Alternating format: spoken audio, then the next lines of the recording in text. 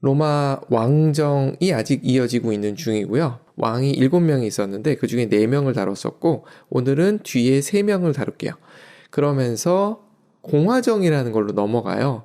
공화정은 대통령 같은 걸 뽑는 제도라고 생각을 하시면 됩니다. 근데 로마의 왕정은 좀 다른 게 뭐였다? 왕도 선거로 뽑는다 라는 걸 좀 생각을 해주셔야 되는데, 왜냐하면 이 왕이 그런 의미에서 여러 가지 의미가 있는 왕이에요. 발음 되게 어렵죠? 타르퀴니우스 프리스쿠스라는 왕이에요. 이름을 왜 이따위로?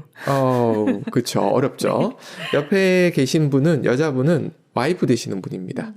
근데 왜 와이프까지 있느냐? 이 의미가 있어요. 이 사람이 원래 로마에서 태어난 사람이 아니에요. 이 사람이 에트루니아라는 곳에서 태어난 사람이에요. 그런데 이 에트루니아인인데 왜 로마로 흘러 들어왔느냐? 이유가 뭐냐면 에트루니아인들이 혈통을 되게 중시해요. 그래서 부모 모두 에트루니아인이어야지, 그래야지 관직으로 올라가고 승승장구하는 데 도움이 돼요. 그쪽에서 할 수 없으니 딴 데로 와서 지금 그렇게 된 거예요. 뭔가를. 그러니까 타르퀴니우스라는 사람의 아버지는 그리스인이에요. 고린도전서 성경 읽으신 분들은 다 네, 그게 코린트 운하가 있는 곳이거든요. 거기가 원래 그리스 도시국가가 있었던 곳이에요. 거기 출신이고요. 엄마는 에트루니아인이에요. 에트루니아의 잘 나가는 집안 여자였던 것 같아요. 야망이 있었던 것 같아요. 부부가 다. 그래서 여기 에트루니아에 계속 있어가지고는 안 되겠다라고 생각을 했던 거죠. 그래서 로마로 이사를 합니다. 로마는 첫 번째 황제가 라틴계, 두 번째 황제가 사비나계, 라틴계, 사비나계 이런 식으로 갈 정도로 그런 차별은 적었던 나라예요. 그러니까 꿈이 있는 사람들이 로마로 들어오고 있었다는 걸 반증해 주는 것 중에 하나예요. 20세기의 아메리칸 드림 같은 맞아요. 느낌이네요. 그런 느낌이 있었던 거예요. 그래서 이 그림이 제일 많이 나오는 그림이에요. 로마로 들어오는 타르퀴니우스 프리스쿠스. 가족들이 이사를 하는 장면이에요. 근데 알라딘 애니메이션에 보면 굉장히 호화스럽게 알라딘이 등장하는 장면 있죠? 그런 거 상상하시면 돼요. 부잣집이었던 거죠. 그렇기 때문에 부가 많았고 그 부를 이끌고 들어오는 거예요. 물론 혼자 들어오진 않았을 거예요. 집안에 수많은 사람들이 있었을 거고 같이 오고요. 저 위에 보면 독수리 보이지 않나요? 로마로 들어오고 있을 때 독수리가 와서 타르퀴니우스 모자를 가져갔다가 다시 돌려줬더라는 전설이 있어요. 근데 독수리는 로마의 상징이거든요. 여러 가지 의미를 담은 그림이라고 보시면 돼요. 저기에 타르퀴니우스라는 사람만의 모습은 아니었고 수많은 사람들이 로마로 들어오고 있었다라는 거를 같이 기억을 해주셨으면 일단 좋겠습니다. 이 타르퀴니우스는 들어와서 야망이 있었잖아요. 그래서 열심히 활동을 합니다. 그래서 선대 왕 안쿠스라는 왕의 유언 집행관 위치까지 올라가요. 그러니까 굉장히 재력도 있었지만 능력도 있고 수완도 있었던 사람이었던 것 같아요. 그렇게 해서 왕위에 오를 수 있는 준비를 마칩니다. 여기서 준비란 뭐냐 하면 선거에 의해서 뽑히는 거잖아요. 민회, 시민들이 투표를 해서 뽑히는 거잖아요. 그래서 인기몰이를 한 거예요. 그래서 안쿠스라는 황제가 죽었을 때 내가 왕의 상인가를 이야기를 하게 되고 민회에서 하고서 뽑아준 거예요. 그래서 타르퀴니우스가 왕이 돼요. 정통성을 인정을 받아야 되는 상황이 있잖아요. 근데 이 사람은 어떻게 했냐면 전쟁이나 이런 거 나가서 이기는 건 너무 당연했고요. 이기면서 들어올 때 굉장히 화려한 개선식을 합니다. 그러니까 우리가 로마 영화를 보게 되면 굉장히 화려하게 뭔가 북치고 꽹가리 치고 상대방 장수도 잡아서 오고 뭐 이런 장면들을 계속 보여줘요. 그리고 그 안에 수레에는 전리품들을 싣고 들어와요. 그런 모습을 거의 최초로 했던 왕이 타르퀴니우스 왕이라고 해요. 보여주기에 최적화. 맞아요. 있었네요. 이 왕은 보여주기에 아주 능했던 왕이에요. 그러니까 자기가 한 업적을 어떻게 하면 사람들한테 홍보할 것인가. 그러니까 대중을 향한 홍보에 능해서 선거로 왕이 되었고, 그리고 자기 정당성도 대중 홍보로 SNS가 있었으면 아주 잘했을 그런 왕이었다라고 보시면 되십니다. 이 사람이 했던 것 중에 여러 가지가 있는데 그 중에 아무것도 아닌 것 같은데 굉장히 중요한 거예요. 이게 왕들이 앉던 의자가 이런 식으로 생겼어요. 모양이. 그래서 현재도 이런 의자들을 팔아요. 왕들의 의자라고. 로마를 배경으로 한 영화를 보면 이런 의자들이 보여요. 그래서 이런 것도 신경 쓴 거예요. 세세한 부분도 신경을 쓴 사람이다 라고 보시면 되고요. 이걸로 끝나진 않았고 로마의 왕들은 뭘 했느냐 하면 건물들을 짓고 하는 걸 굉장히 중시했거든요. 이때 어떤 상황이 일어나고 있었냐 하면 외부에서 계속해서 사람들이 들어오죠. 라틴계가 세우고 그 다음에 사비나계가 들어올 땐 전쟁에서 이긴 다음에 사비나계 부족을 들어오라고 한 거잖아요. 이때부터는 개별적으로 이 타르퀴니우스 왕 그 일가가 들어오듯이 그렇게 들어온 사람들이 많았던 거예요. 7언덕이 꽉 차버린 거예요. 그러면서 낮은 지대도 사람들이 살아야만 되는 상황이 연출되기 시작한 거예요. 인구가 많아진 조밀해져. 거예요. 네, 계속 이민이 들어오면서 팽창이 되고 있었던 거예요. 근데 얘기를 잠깐 드렸었는데 7개의 언덕이 있고 나머지는 가끔 테베레강이 넘치면 물이 한마디로 넘치는. 홍수가 나는 네네. 거예요. 쉽게 얘기하자면. 그게 반복이 되고 있었기 때문에 사람들이 별로 못 살았던 거예요. 근데 이 사람이 에트루니아인이잖아요. 에트루니아인들이 굉장히 뛰어났던 것 중에 하나가 아치 같은 걸 이미 지을 줄 알았던 굉장히 공학적으로 뛰어났던 민족이에요. 그래서 그 기술력을 바탕으로 하수구를 설치합니다. 오. 그래서 그게 클라카 막시마라고 부르더라고요, 이거를. 근데 이런 것들을 우리가 유적지로 보지는 않아요. 그렇지만 이런 게 있었다라는 걸 알고 계시면 포로로마로 그것도 마찬가지로 아래 배수구가 설치되고 그 위에는 뭘로 쌓였을까요? 아래 저렇게 배수구를 만들었어요. 배수구를 만들 때 하수구죠. 네. 지금도 저게 쓰이고 있대요. 일부는. 저거 위는 뭘까요? 돌이겠죠, 다. 네. 그러면 그 위에 도시가 건설되기는 좋겠죠. 그래서 그 위에 포로로마노 같은 게 만들어진 거고요. 요거는 중세 시절에 누군가 그린 거예요. 거기도 보면 클라카 막시마라고 해서 배수구들이 보입니다. 그 위에 포로로마노가 만들어진 거예요. 로마 가보셨죠? 제가 알기로는 꿍이님도 로마를 네. 가보셨어요. 그 포로로마노 아래 저런 배수구들이 잘 돼 있는 거예요. 배우고 갈 거 그랬네요. 네, 그렇죠. 그래서 훨씬 더 보였을 텐데. 그래서 우리가 보고 있는 포로로마노 아래는 그런 배수구가 아주 잘 되어 있고 그거를 시작한 왕이 타르퀴니우스 왕이었고 그 기술력은 에투리니아 기술력이었다. 그러면 저 포로 로마노라는 게 지금 지표면보다 아래로 내려가서 봤던 그곳 맞나요? 맞아요. 근데 그거보다 더 아래 하수구가 맞아요. 있었다는. 그 2층 높이로 퇴적물이 쌓였던 거는 로마를 관리를 못하고 있던 시대에 테베레강이 계속 홍수 범람하면서. 맞아요. 범람하면서 쌓여서 그 2층 높이가 쌓인 거고 그럼 교황청은 괜찮잖아라고 얘기를 하실 거 아니에요. 교황청은 서쪽 편이에요. 이쪽은 교황이 살았기 때문에 관리가 되고 있었던 거고 이쪽은 관리가 덜 되고 있었던 거다. 이렇게 이해하셔도 괜찮을 것 같아요. 여기가 어디냐 하면 팔렌티노 언덕이에요. 그러니까 귀족들이 살던 곳이고 롤루무스가 처음에 정착했던 곳이거든요. 이게 관공서 흔적들이에요. 이 위에는 귀족의 저택들이 있었고 그 앞에 뭐가 있었냐면 큰 벌판이 있었어요. 이거 보신 기억이 있으신지 모르겠어요. 대경기장, 전차 경기 있죠. 영화를 보면 전차 경기하는 장면들이 있어요. 뭐 옛날 영화 중에 배너에서 가장 대표적인 건데 그 전차 경주를 하던 경기장이 있던 곳이에요. 이게 서커스 막시무스라고 불리우는 곳이에요. 이거는 팔렌티노 언덕하고 테베레강 사이에 있었던 건데 이것도 최초로 건설한 사람이 타르퀴니우스 왕입니다. 요즘 같으면 종합운동장 네. 같은 그런 느낌. 맞아요. 그러니까 콜로세움 전에 있었던 대경기장이다라고 생각하시면 되고 일부 지금 유적이 남아있는 모양을 보실 수 있습니다. 여기서 체육대회 같은 것도 하는 것 같더라고요. 지금도. 왜냐면 그냥 벌판으로 남아있으니까.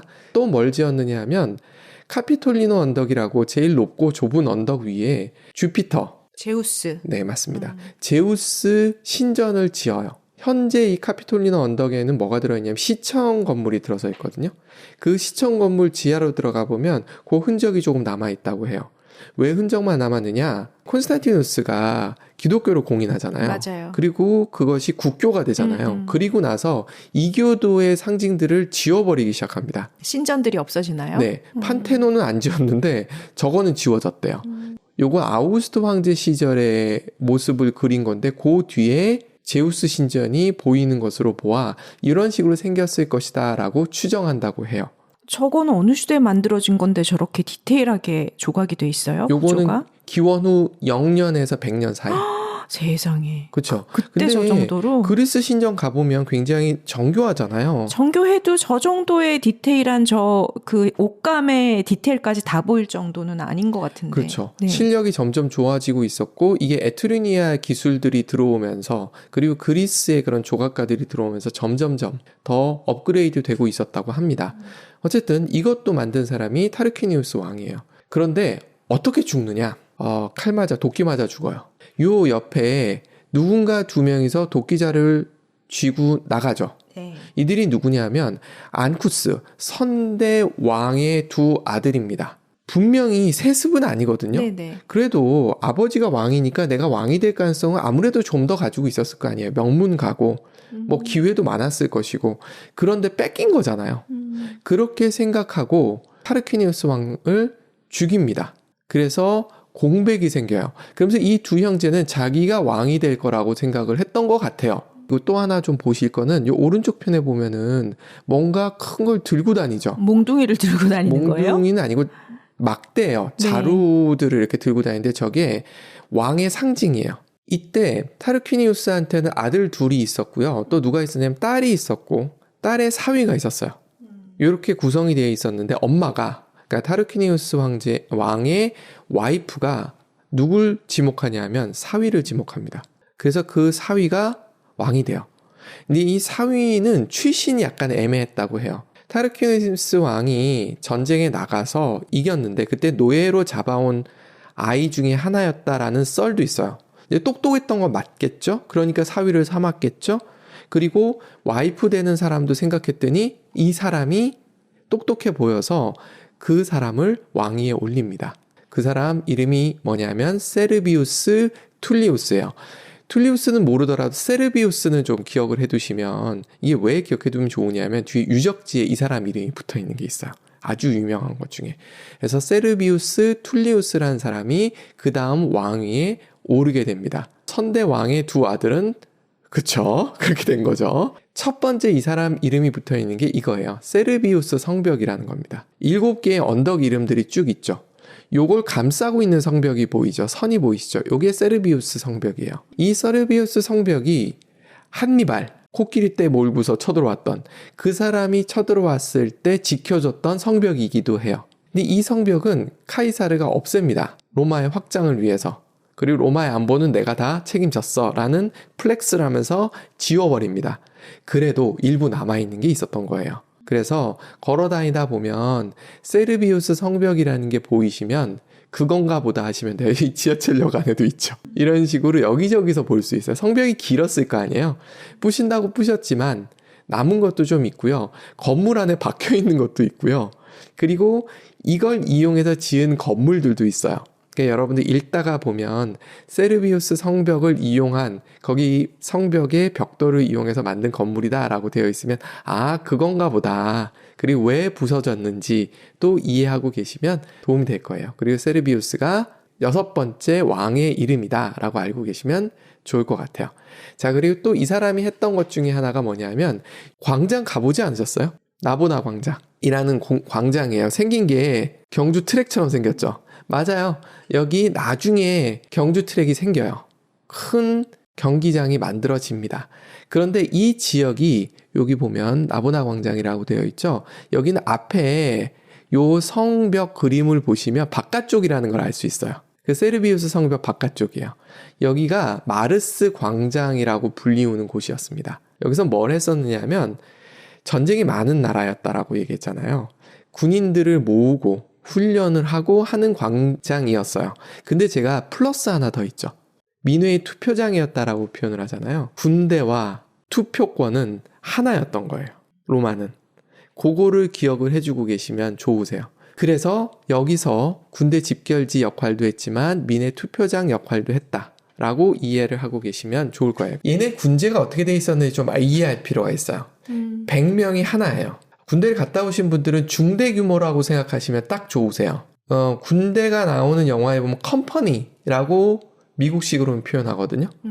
거기에 기본 구성인데 여기서 왔다라고 생각하셔도 될 정도로 백인이 하나예요. 근데 투표권을 어떻게 행사하느냐 하면 백인이 한 명 한 명 다 하는 것이 아니라 백인 내에서 서로 의견 조율을 거쳐요. 그런 다음에 한 표를 행사합니다.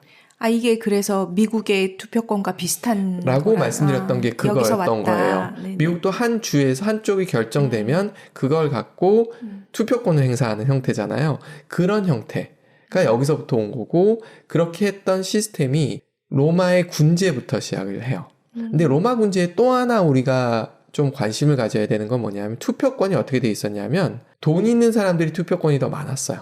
세금을 많이 내니까요? 세금을 많이 내는데 로마의 세금은 군역이에요. 그러면 돈 있는 사람은 왜? 이때는 어떻게 돼 있냐면, 돈 있는 사람들이 그렇지 않은 사람들 후원을 많이 해요. 후원금을 가지고 사람들을 모을 수 있는 거예요. 그러니까 내 사람들이 있었다고 이해하시면 제일 좋으세요. 아, 그들을 많이 보내면 네. 내 투표권이 많아지는 거죠. 그렇죠. 백인의 군인들이 모여 있는데 그 사람들이 다 내 사람들이야.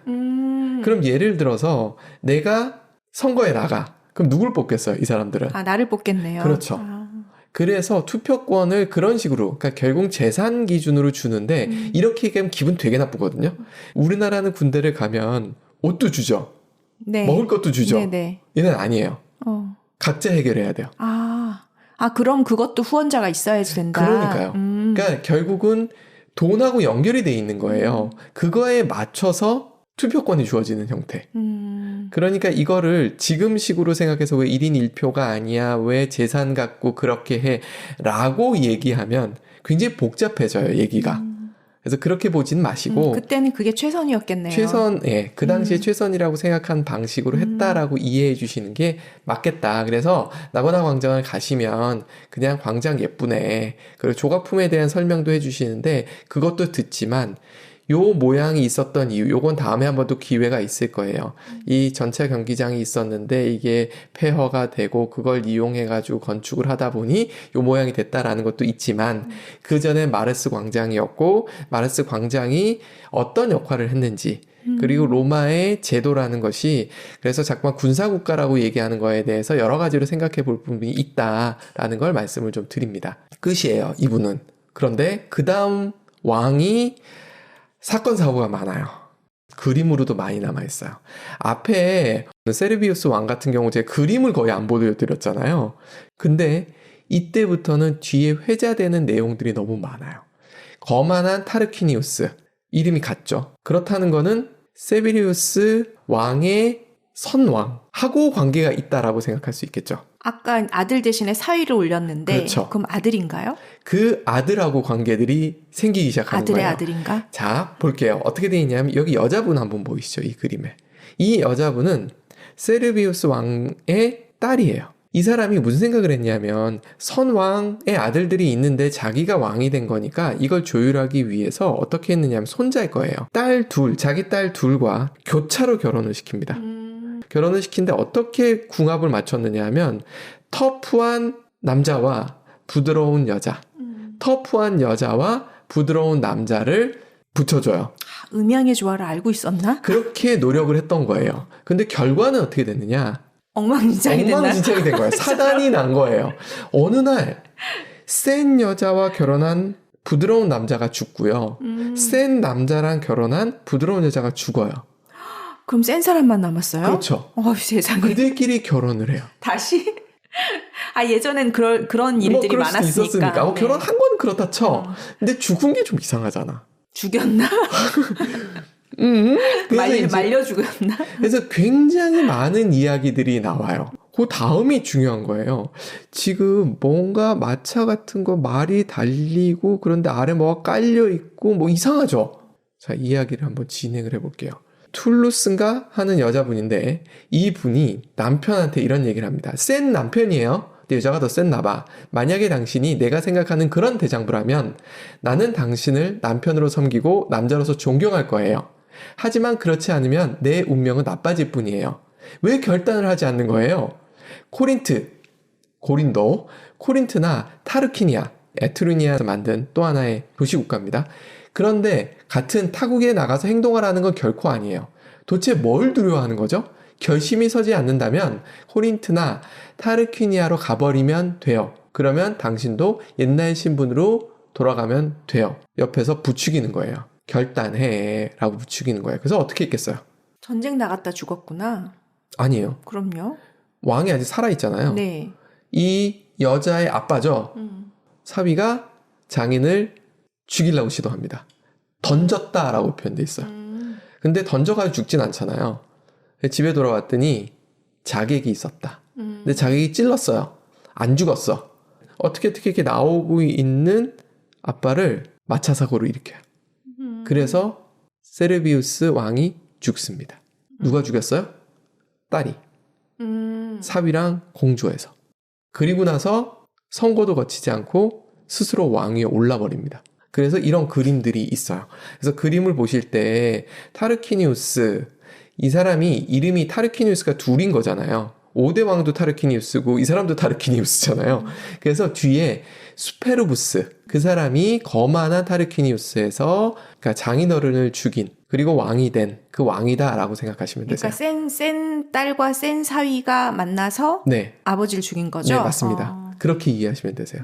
그림이 그려지십니까? 그 전에 약한 둘이 죽은 거는 어떻게 죽었는지 모르는 몰라요. 거고.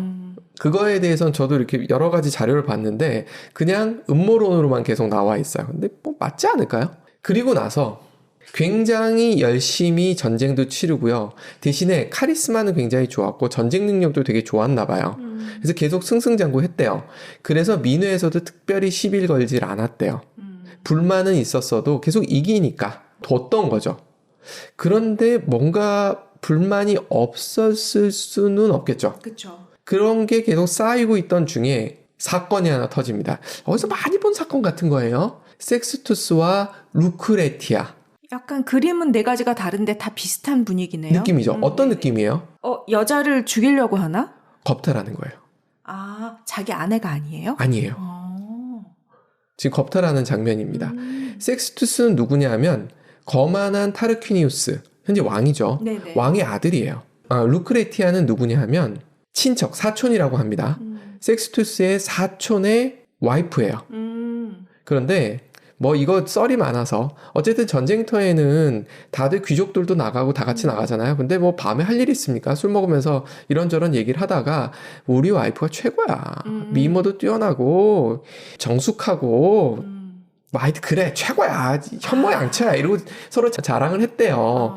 그런데 그중에 루크레티아의 남편 이 얘기하는 것이 사람들 그럴 리가 하면서 보러 갔대요. 섹스투스가. 근데 진짜 아름답고 정숙하고 현모양처였다고 해요. 그래서 전장에서 잠시 벗어나가지고 사촌 집에 가가지고 사촌이잖아요. 그러니까 당연히 받아들여주죠. 그리고 내가 전쟁터에서 이 일이 있어서 왔는데 하루 자고 갈게 했더니 친척이니까 방을 내준 거예요. 근데 밤에 침실로 들어가서 겁탈을 합니다. 근데 이게 이런 사건이 그 당시엔 굉장히 충격적인 사건이었나 봐요. 그림으로 이렇게 여러 장 남기다니. 이게 이제 뒤에 연결된 사건들 때문일 거예요. 그러니까 저런 사건이 흔했었는지 안 했는지는 모르겠어요. 상황은 모르겠으나 저런 사건이 터졌는데 루크레티아라는 이 여성에 대한 사회적인 평판이 좋았나 봐요. 그래서 이거를 어떻게도 해석하냐 하면 타르티니우스라는 왕이 에트루니아인이잖아요. 네네. 일부 해석은 에트루니아가 로마를 점령하고 있었다. 식민지 상태로 만들었다라고 해석하는 사람도 있었대요. 그래서 식민지가 돼 있는 라틴 민족의 정숙한 여인을 건드렸다라고 해석하는 사람들도 있어요. 그건 뭐 해석은 더 다양한데 어쨌든 이게 로마 사람들을 열받게 만들었다라고 이야기를 해요. 뭐 어디까지가 진실인지 모르겠는데 이게 얼마나 유명한 사건이었냐면 섹스피어가 장문에 시를 줬다고 해요. 그래서 이런 책도 나와요. 그리고 나서 어떻게 됐냐? 루크레티아가 아빠와 남편을 부릅니다. 전장에 나가 있는. 왔겠죠? 와서 이야기를 들려줍니다. 이러이러한 일이 있었다고. 그리고 자살을 해요. 자살하는 걸 방조했나? 바로 앞에서? 모르겠어요. 칼 찔러서 잘 안 죽는 거 아시죠? 하여튼 자살을 합니다. 그거를 보고 다들 흥분을 한 거죠. 로마의 군중이 일어나나요? 그렇죠. 이게 그 상황을 이야기를 하는 거고요. 그 그림이 되게 많아요. 여기서 등장하는 인물이 있습니다. 브루투스. 그럼 자꾸만 우리는 카이사르를 죽인 브루투스 너마저 또는 뽀빠이의 브루투스로 생각하는데 말고요. 마르쿠스 유니우스 브루투스라는 사람이 있어요. 여기 지금 뭔가 칼을 들고 있는 사람이 있죠. 아빠와 남편 외에 또 한 명의 인물이 있었던 거예요. 이 사람이 루크레티아가 자결한 칼을 들고 서 있는 장면이에요.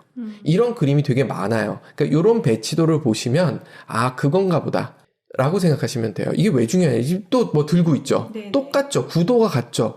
이것도 그림이 구도가 비슷하죠. 굉장히 비슷한 구도가 있죠. 지금 여기 보면 이게 브루투스고요. 루크레티아예요. 이렇게 있고 그 다음에 어떤 사건이 일어나느냐면 루크레티아 시신을 들고 광장으로 나갑니다. 거기서 사람들한테 알립니다. 섹스투스가 이런 일을 했다. 왕의 아들이 이런 일을 했다. 라고 했더니 군중이 불같이 일어났다라고 표현을 해요. 이 한 사건으로만 일어났다고? 라고 보는 건 조금 그런 것 같고 어쨌든 불을 지핀 건 맞나 봐요. 그래서 왕이 전쟁터에 나가 있었잖아요. 돌아오질 못해요. 문을 닫아버립니다. 못 들어와. 그러면서 무슨 일이 생기냐? 로마 역사에 굉장히 중요한 역사가 생깁니다. 왕정이 끝나요. 더 이상 왕을 뽑지 맙시다. 누가? 브루투스가. 남편도 아빠도 아니에요. 브루투스가 그걸 외쳐요.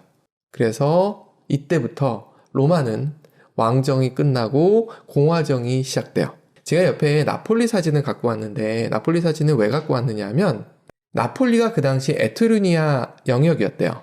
그 당시에 에트루니아가 약해지고 있었대요. 그런데 이 거만한 타르퀴니우스는 본인이 왕이 억지로 된 거잖아요. 그러면 여러 가지의 도움이 필요한 거예요. 그리고 민중으로부터도 이게 인기를 몰이가 안 되고 있는 상황이잖아요. 그래서 외부에 있는 세력과 손을 잡았는데 에트루니아랑 손을 잡은 거예요.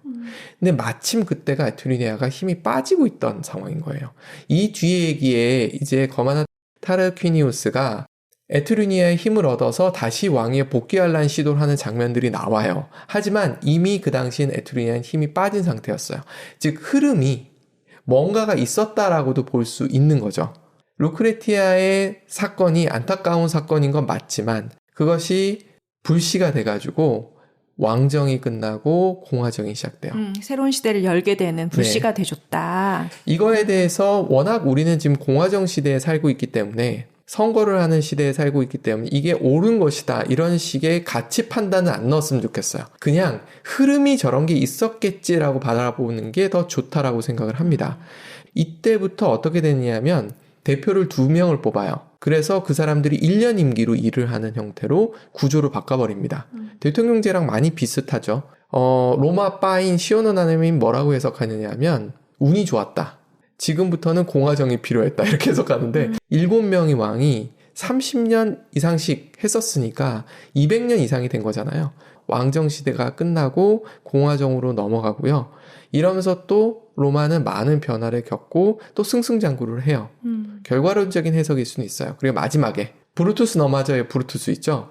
그 브루투스가 왜 카이사를 죽였을까? 이것만 얘기하면서 오늘 끝내도록 하죠. 왜 죽였을까요? 공화정을 유지하려고. 그러니까 카이사르가 공화정을 부시고 황제가 되려고 한다는 소문이 떠돌았어요. 사실이라고 봐야 될 것 같은데 어쨌든 그랬어요. 근데 브루투스는 그 당시에 카이사르를 죽인 사람이 브루투스가 사실 아니라고 얘기를 합니다. 브루투스는 어떤 사람이냐 하면 카이사르의 애인의 아들이에요. 양아들이라고 표현하는데 그건 표현이 맞지 않고 애인의 아들입니다. 아들이어서 잘 보호도 해주고 했대요. 근데 좀 약간 유약한 성격이었던 것 같아요. 그런데 선조가 유니우스 브루투스가 공화정을 시작한 사람이잖아요. 그러니까 상징적인 의미가 있었던 것 같아요. 그래서 사람들이 브루투스 네가 이거를 주동한 것으로 하자. 그래야지 민중이 이해해준다. 라고 얘기를 했던 것 같아요. 그런데 민중들은 받아들이지 않고 카이사르의 죽음을 더 슬퍼합니다. 그러면서 황제정으로 넘어갑니다. 그러니까 결국은 시대의 흐름에 의한 것이라고 보는 게 맞는데 그래도 저 지금까지 말씀드렸던 루크레티아 그 사건 자체가 드라마틱하잖아요. 네네. 그래서 사람들이 그 얘기를 많이 하는가 봐요. 그래서 그림이 많고 조각상도 있으니 보시면 아 이게 이렇게 연결되는구나 라고 보시면 되겠습니다. 감사합니다. 네, 감사합니다.